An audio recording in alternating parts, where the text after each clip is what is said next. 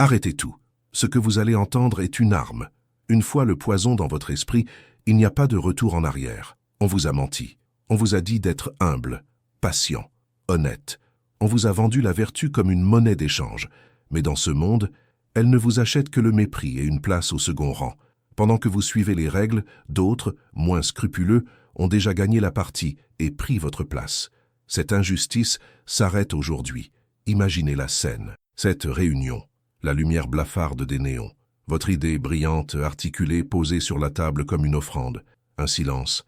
Puis ce collègue, celui au sourire carnassier, la reprend avec d'autres mots et récolte les lauriers. Vous restez invisible, une ombre dans la pièce où votre propre génie vient d'être volé. Vous n'avez rien dit, vous avez encaissé. Pensez à ce dîner, cette pique, déguisée en humour, lancée devant tout le monde. Une flèche empoisonnée conçue pour tester votre réaction. Vous avez senti le sang monter à vos joues, la gorge sèche, votre cerveau paralysé. Vous êtes resté là, le souffle coupé, cherchant une réplique qui ne viendra jamais, tandis que les rires polis des autres valident votre humiliation silencieuse. Votre bienveillance a été confondue avec de la faiblesse. Ils ont testé vos limites et ont découvert que vous n'en aviez aucune. Chaque fois, c'est la même chose. Vous jouez selon les règles. Vous attendez votre tour et vous perdez. Vous perdez du terrain, du respect, du pouvoir. Vous êtes le pion loyal sur un échiquier où les autres pièces trichent sans vergogne. Votre frustration n'est pas une faiblesse, c'est un symptôme. Le symptôme que vous jouez un jeu dont vous n'avez jamais lu le véritable règlement. Vous êtes une proie qui se croit en sécurité parce qu'elle connaît les règles de la chasse, sans comprendre quel est le gibier. Le problème, ce ne sont pas eux, les manipulateurs souriants, les passifs agressifs, les faux amis.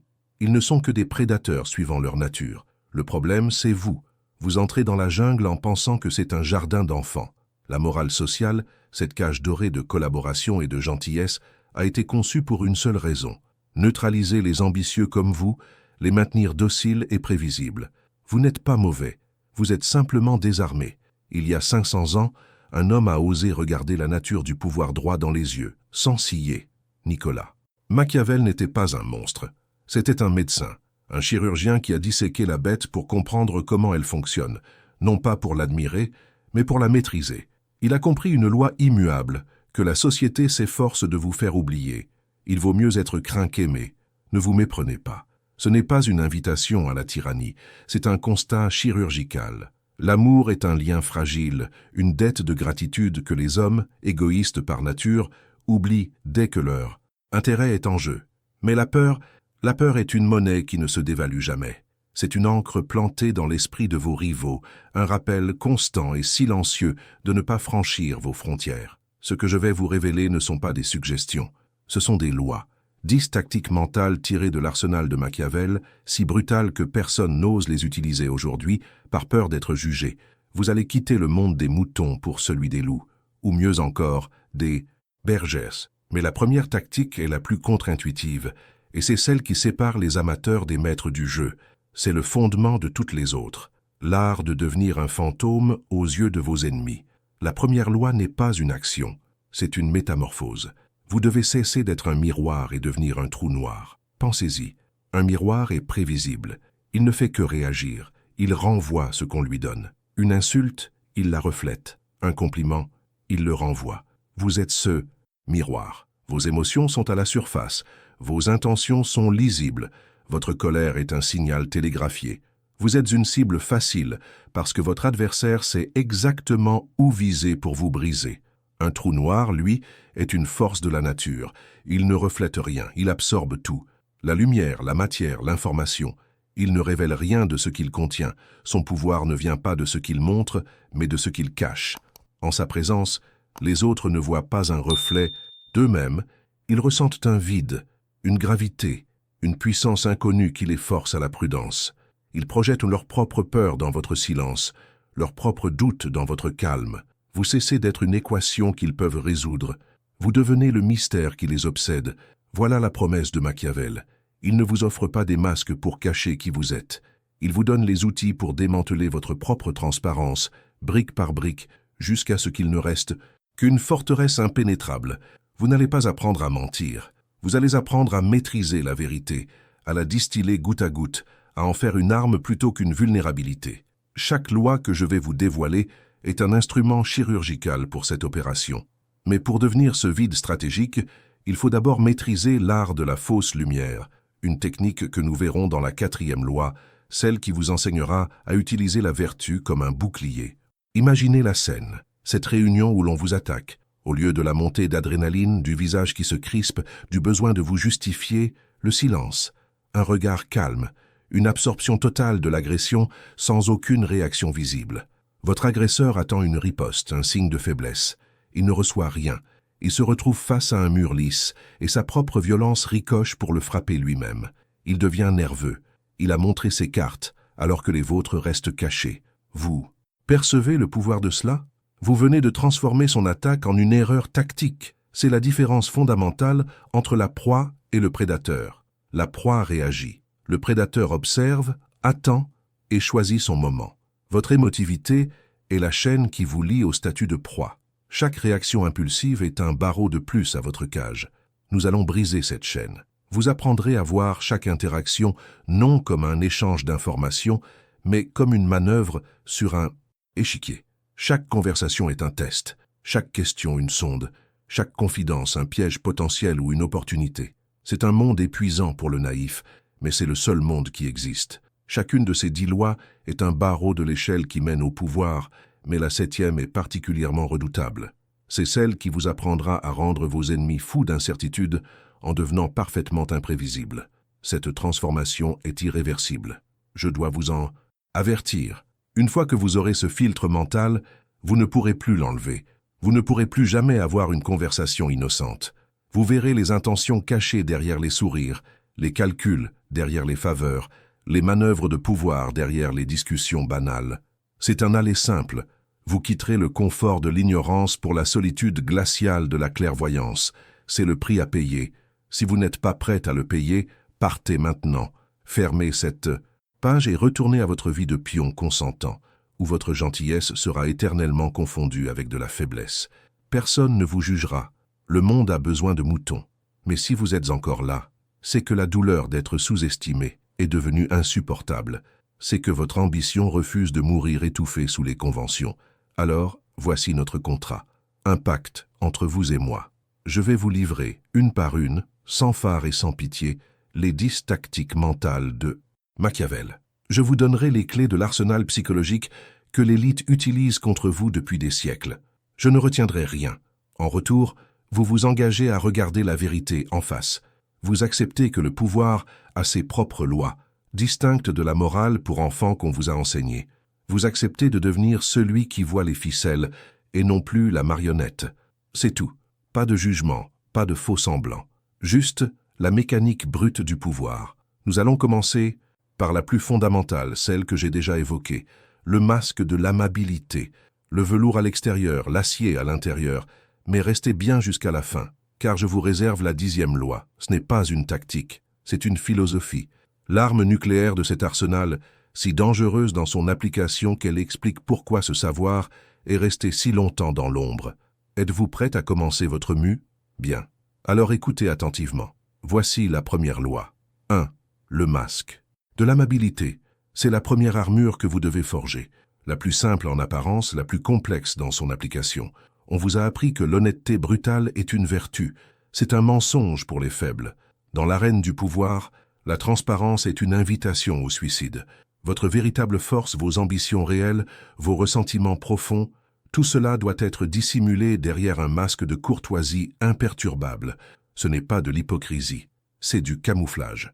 La psychologie est primitive. L'être humain est un animal qui classe instinctivement les autres, en 2 catégories, menace ou non-menace.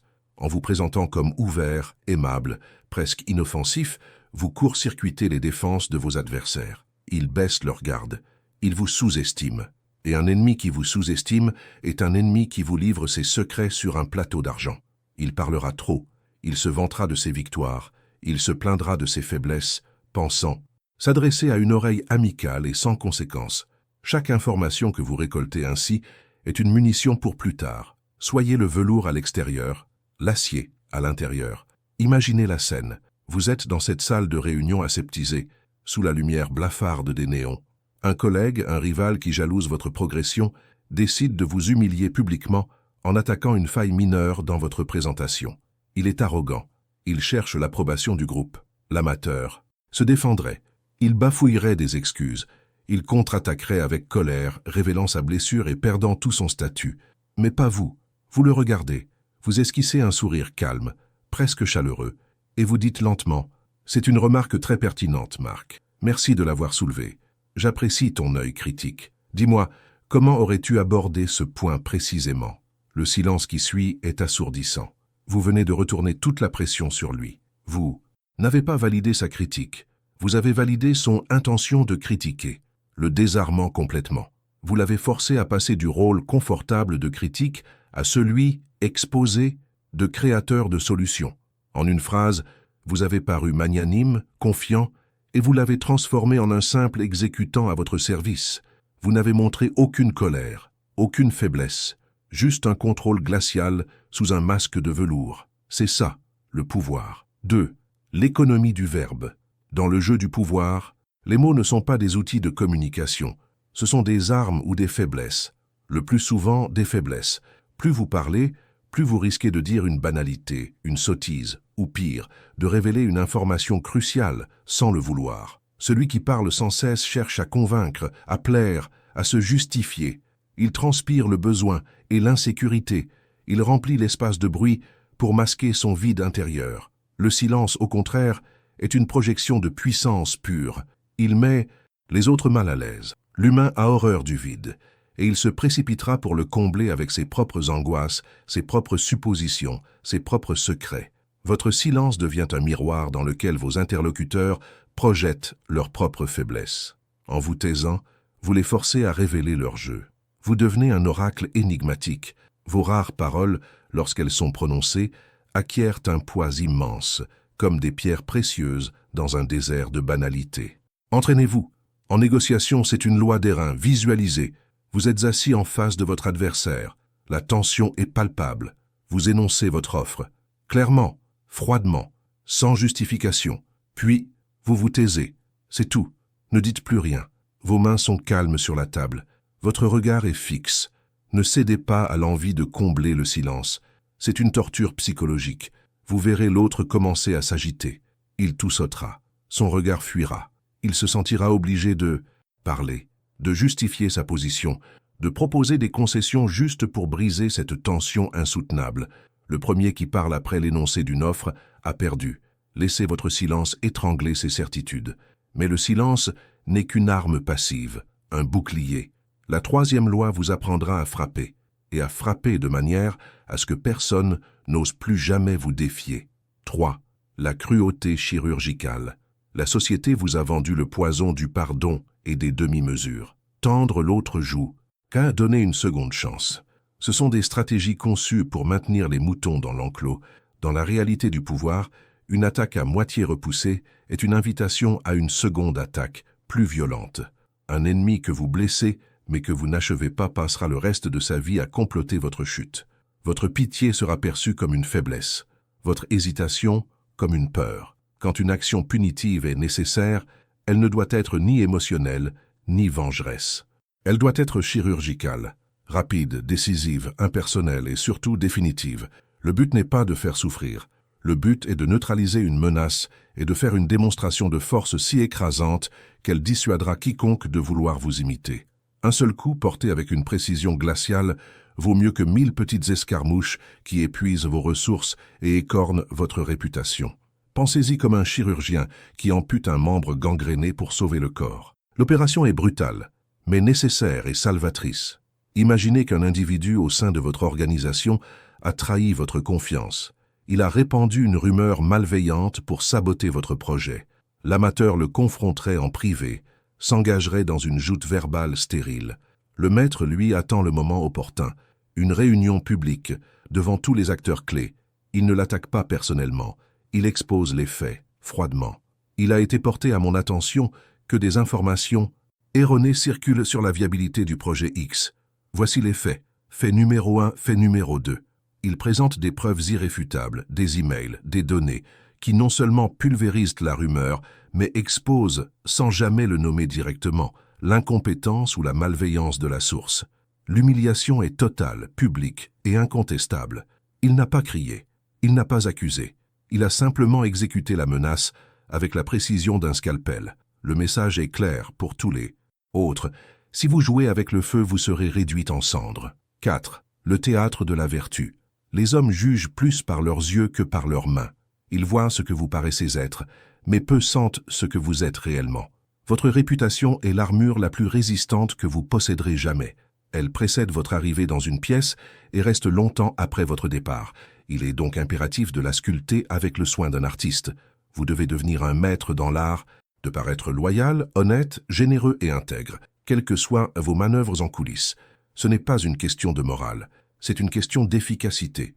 Une réputation de vertu est un passe-droit universel. Elle endort la méfiance, attire les alliés et vous permet d'agir avec une audace que d'autres, perçus comme calculateurs, ne pourraient jamais se permettre. Quand vous agirez durement, les gens diront que vous y avez été forcé, que ce n'est pas dans votre nature. Votre réputation impeccable servira de justification à vos actes les plus impitoyables.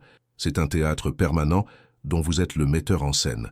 Chaque action publique doit être calculée pour renforcer cette image. La scène, un de vos rivaux directs remporte une petite victoire, un succès mineur sur un dossier. La réaction instinctive, celle de la médiocrité, est le silence envieux ou la critique déguisée. C'est une erreur de débutant. Vous, au contraire, vous allez saisir cette occasion.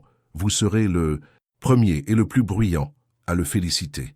Pas par un email rapide, mais publiquement, lors d'une réunion devant les dirigeants. Je tenais à prendre un instant pour féliciter publiquement Antoine. Son travail sur ce dossier a été remarquable et nous devrions tous nous en inspirer. Bravo. Analysez le coup de maître. D'un seul coup, vous paraissez magnanime, confiant, au-dessus de la mêlée des rivalités mesquines. Vous montrez que le succès des autres ne vous menace pas, ce qui est le signe ultime du pouvoir. Vous mettez votre rival dans une position délicate. Il vous est désormais redevable socialement, et il lui sera beaucoup plus difficile de vous attaquer à l'avenir sans paraître ingrat. Vous avez transformé sa victoire en un pion sur votre propre échiquier. Vous n'avez rien cédé, et vous avez tout gagné en termes de statut. 5. L'isolement de l'adversaire. Ne jamais, jamais attaquer un ennemi de front lorsqu'il est entouré de ses alliés. C'est une loi fondamentale de la guerre et de la politique. Un homme seul est une cible. Un homme au sein de son groupe est une forteresse. L'attaquer publiquement le force à se défendre pour sauver la face, et ses partisans, par loyauté ou par intérêt, se rallieront à sa cause. Vous ne combattrez plus un seul homme, mais une faction. C'est un gaspillage d'énergie et un risque inutile. La stratégie du maître est plus subtile. Elle est invisible. Avant de porter le coup, il faut isoler la cible de son troupeau.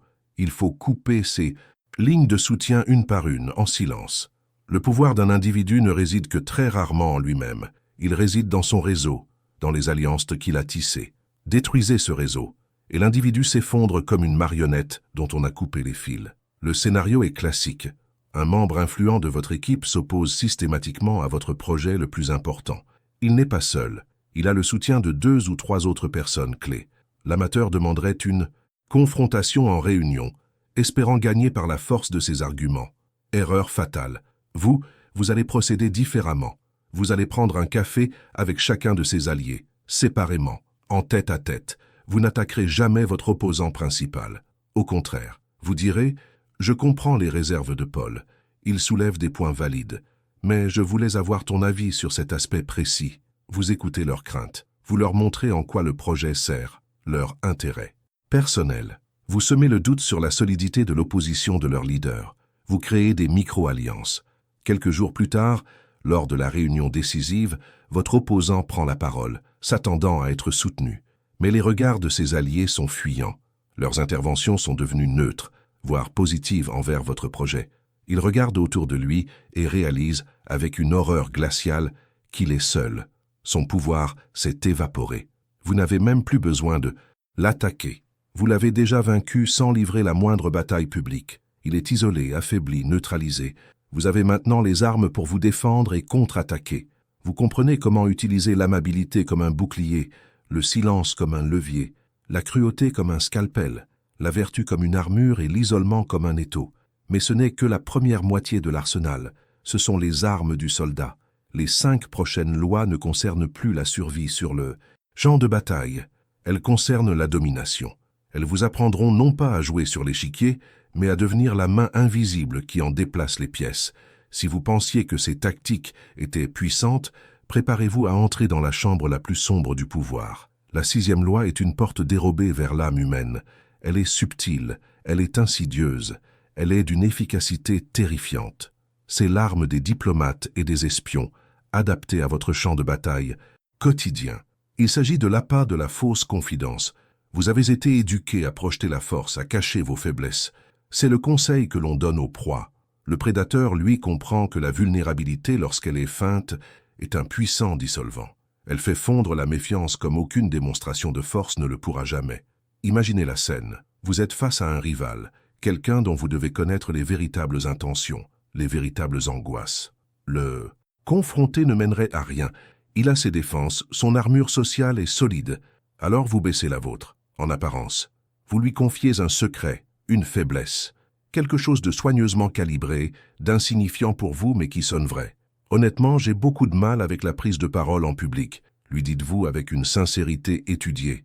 Chaque fois que je dois présenter devant le comité, j'ai l'impression que je vais perdre tous mes moyens. Observez ce qui se passe. La psychologie humaine est une mécanique prévisible. Face à cette ouverture, votre rival ressent 2 choses, un sentiment de supériorité et une pulsion de réciprocité. Il baisse sa garde. Pour établir ce nouveau rapport de confiance, il se sentira obligé de partager une vulnérabilité en retour. Mais la sienne sera réelle. Il vous parlera de son angoisse face à un dossier, de sa crainte de ne pas être à la hauteur, de la véritable cible qu'il vise. Vous venez d'échanger un pion de bois contre sa reine. Vous avez utilisé une illusion d'honnêteté pour obtenir une vérité stratégique. Donnez-leur un secret de pacotille pour en obtenir un en or. Mais la confiance n'est qu'un outil. Le véritable pouvoir réside dans le contrôle de la perception des autres. Et ce qui va suivre est la clé de ce contrôle. La 7e loi est la plus contre-intuitive, et c'est celle qui sépare les amateurs des maîtres du jeu. Elle s'appelle le maintien du suspense. L'être humain est une machine à détecter des schémas. La prévisibilité nous rassure. Nous cherchons des routines, des habitudes, des réactions logiques chez les autres pour pouvoir les anticiper et donc les contrôler. Votre prévisibilité est votre plus grande faiblesse.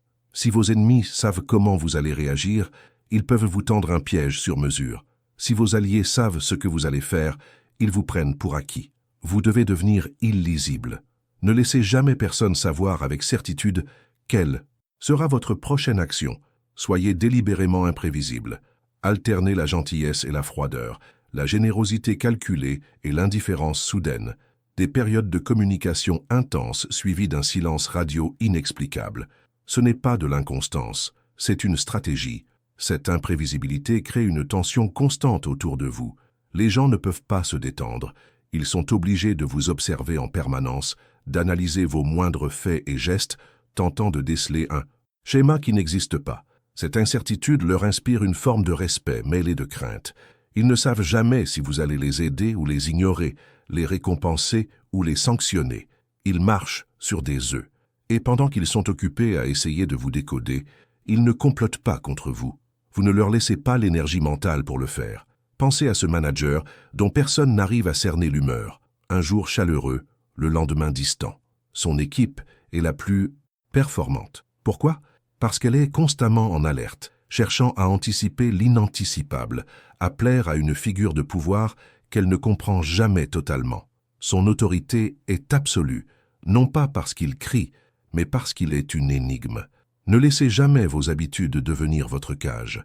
Cette maîtrise de l'imprévisibilité vous rendra craint et respecté. Mais pour asseoir une domination durable, il vous faut une fondation plus solide que la peur. La 8e loi est la plus difficile à maîtriser, car elle ne repose pas sur une action ponctuelle, mais sur la construction patiente d'une forteresse invisible. C'est l'art de la dépendance calculée. Le principe est simple. Faites en sorte que les autres dépendent de vous. Le pouvoir véritable ne réside pas dans ce que vous possédez, mais dans ce que vous contrôlez. Et la forme de contrôle la plus stable est la nécessité.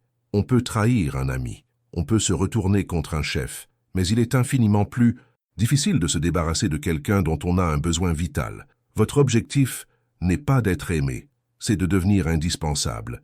Identifiez une compétence, une information, un réseau de contacts que personne d'autre ne possède à votre niveau, et devenez-en le gardien exclusif. Ne partagez jamais la totalité de votre savoir. Devenez l'expert incontournable sur ce dossier critique, le seul à comprendre les subtilités de ce nouveau logiciel, le seul à avoir l'oreille de cette personne influente. Ne soyez pas seulement un atout, soyez la clé de voûte, la pièce sans laquelle l'édifice s'écroule. Quand les gens dépendent de vous pour leur succès, leur sécurité ou leur tranquillité d'esprit, leur loyauté n'est plus un choix, c'est une nécessité stratégique. Ils vous protégeront non par affection mais par pur intérêt personnel. Leur ambition devient votre bouclier. Ils ne pourront pas vous attaquer sans s'attaquer à eux-mêmes. Vous ne serez plus un simple joueur sur l'échiquier. Vous serez la main qui tient une pièce essentielle dont tous les autres joueurs ont besoin pour gagner. Soyez la clé dont ils ne peuvent se passer. Vous avez maintenant appris à créer la dépendance.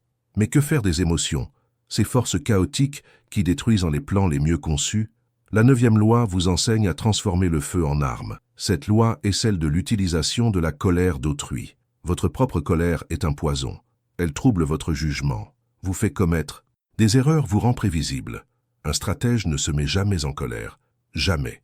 Mais il reconnaît dans la colère des autres un levier d'une puissance inouïe. L'homme en colère est un taureau aveuglé. Il ne voit que le rouge.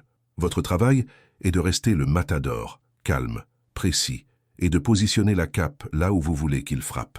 Quand un rival vous attaque, ne répondez pas avec la même animosité. Ce serait tomber dans son jeu.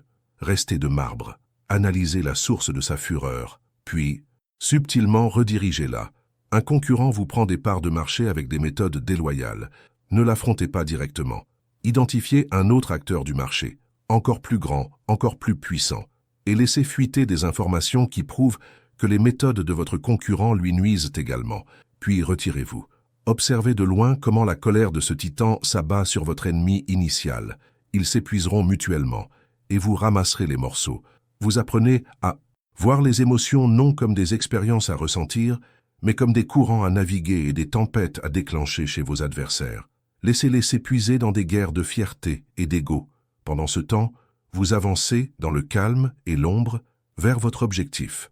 L'homme qui maîtrise ses émotions est libre. L'homme qui maîtrise les émotions des autres est puissant. Soyez le forgeron, pas le métal chauffé au rouge. Nous arrivons à la dernière loi, la plus ambitieuse, la plus divine dans son essence. Toutes les autres tactiques vous ont appris à gagner le jeu. Celle-ci vous apprend à définir les règles et à juger les vainqueurs. C'est la loi de la réécriture de l'histoire. Le pouvoir absolu n'est pas de gagner la bataille, c'est de contrôler la manière dont on se souviendra de cette bataille.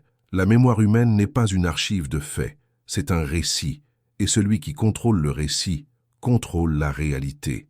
Les gens ne se souviennent pas de ce qui s'est réellement passé, ils se souviennent de l'histoire qu'on leur a racontée. Votre dernière tâche, après chaque victoire, chaque défaite, chaque manœuvre, est de vous emparer de la narration. Un projet que vous avez mené a été un désastre, rempli d'erreurs, dont certaines étaient les vôtres. L'amateur se cacherait ou chercherait des coupables. Le maître, lui, rédige le rapport post-mortem. Il ne nie pas les difficultés. Au contraire, il les magnifie. Il les transforme en défis sans précédent, en obstacles imprévisibles. Il ne cache pas les erreurs. Il les recontextualise en décisions courageuses prises avec des informations incomplètes. Et il positionne ses propres actions, même les plus douteuses, comme les interventions cruciales qui ont permis d'éviter une catastrophe encore plus grande. Il ne ment pas sur les faits. Il en sculpte l'interprétation. Il devient le héros tragique d'une lutte épique plutôt que le gestionnaire incompétent d'un échec. Vous devez devenir le chroniqueur de vos propres actes. Soyez le premier à définir les termes, à nommer les événements, à attribuer les succès et à expliquer les échecs.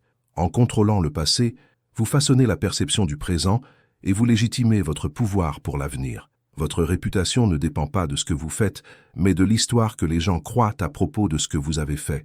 Ne vous contentez pas de gagner la guerre, écrivez-en l'histoire. Vous comprenez maintenant. Le jeu a changé parce que vous avez changé.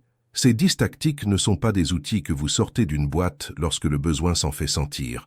Non, elles sont devenues une partie de votre système nerveux, un filtre permanent à travers lequel vous percevez désormais le monde. Le voile est levé. Pour toujours. Il n'y a pas de retour possible à l'innocence. Vous ne pourrez plus jamais écouter une conversation, assister à une réunion ou observer un échange de politesse sans voir les fils invisibles, les calculs dissimulés et les véritables enjeux qui se jouent sous la surface.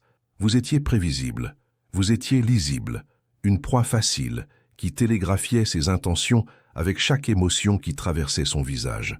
Votre honnêteté était une faiblesse que les autres exploitaient. Votre désir d'être aimé était une laisse qu'ils tenaient fermement.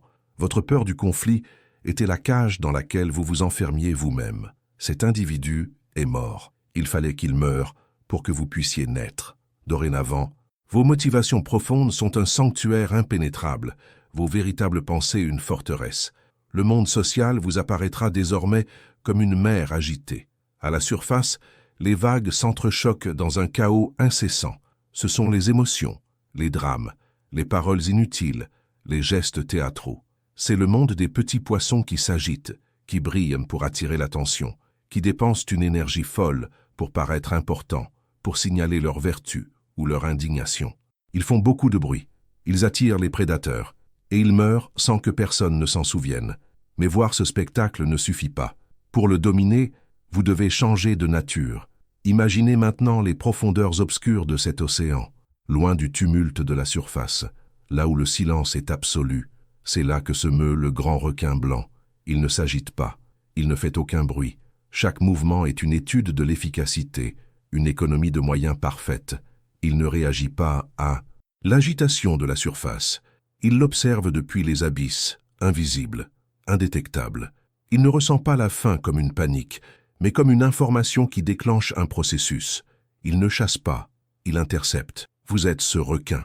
Pendant que les autres gaspillent leur énergie en démonstration publique, vous cultivez votre puissance dans le silence. Pendant qu'il parle, vous observez. Pendant qu'il s'expose, vous vous dissimulez. Votre calme n'est pas de la passivité, c'est une accumulation de pouvoir. Votre amabilité n'est pas une invitation, c'est un camouflage. Vous ne montez à la surface que lorsque la décision est déjà prise, lorsque la cible est choisie et que l'issue est certaine. L'attaque est chirurgicale, fulgurante, définitive. Puis vous retournez aux profondeurs, laissant les autres poissons s'agiter face aux conséquences, incapables de comprendre d'où venait le coup. Cette puissance n'est pas un don du ciel, c'est une décision, une discipline de fer. C'est le choix de substituer la stratégie à l'instinct, le calcul à l'émotion, l'efficacité à la morale conventionnelle. Ne vous méprenez pas, ce chemin est solitaire. Les autres, ceux de la surface, ne vous comprendront pas. Ils vous trouveront froid, distant, peut-être même cruel. Laissez-les penser. Leur jugement est le bruit des vagues. Il ne peut atteindre les profondeurs où vous opérez. Leur confusion est votre meilleure armure. Le savoir que je vous ai transmis est une arme chargée. Vous pouvez la laisser sur la table et retourner à votre ancienne vie, en attendant d'être la prochaine victime de quelqu'un qui, lui, n'a pas hésité à s'en saisir. Ou vous pouvez l'empoigner et accepter la responsabilité écrasante et magnifique du pouvoir. Le choix vous appartient, mais il doit être fait maintenant. Il n'y a pas de terrain d'entente. Soit vous êtes le chasseur, soit vous êtes le gibier. Pour sceller cet engagement, pour marquer ce point de non-retour, vous allez faire une déclaration. Pas pour moi, pas pour les autres, pour vous. C'est un serment silencieux que vous rendez public, un code que seuls ceux qui ont traversé ce feu avec vous comprendront. C'est le symbole de votre transformation, la reconnaissance que vos interactions ne sont plus soumises au hasard mais à votre volonté. Écrivez ceci dans les commentaires, non comme une simple phrase, mais comme la première loi de votre nouvelle réalité. Gravez-la comme le principe qui gouverne désormais votre masque social. Déclarez « Ma courtoisie est une stratégie ». En écrivant cela, vous affirmez que votre gentillesse est désormais un instrument, pas une vulnérabilité, que votre sourire est un masque, pas un reflet de votre état intérieur, que chaque mot aimable est un mouvement sur l'échiquier. C'est le pacte des nouveaux maîtres. Rejoignez-nous. Le monde n'attend pas les hésitants. Il s'incline devant ceux qui agissent. Allez et prenez ce qui vous est dû.